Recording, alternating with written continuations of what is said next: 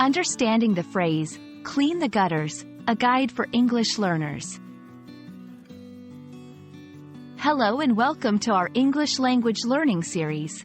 Today, we're going to explore a common household phrase, clean the gutters. This phrase might sound simple, but it's packed with meaning and is a great example of everyday English language in use.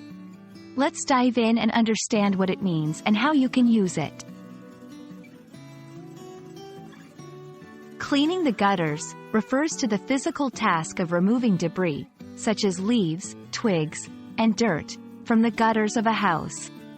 Gutters are the narrow channels or troughs that run along the edges of a roof, designed to collect and divert rainwater away from the building. Over time, these gutters can become clogged, and cleaning them is essential for maintaining the house. Cleaning gutters is crucial for several reasons. First, it prevents water damage to the house.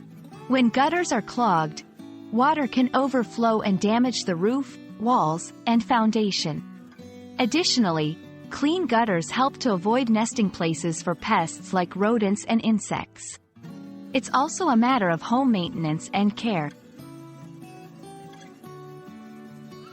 In English, clean the gutters can be used both literally and metaphorically.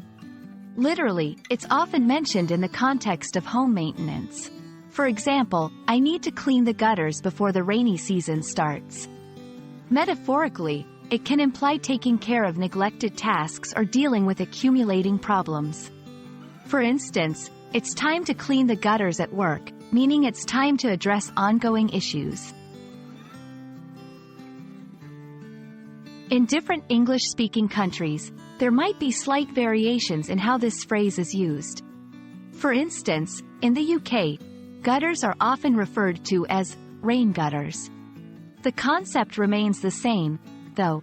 Additionally, in popular culture, the task of cleaning gutters is sometimes used to depict a mundane or unenjoyable chore.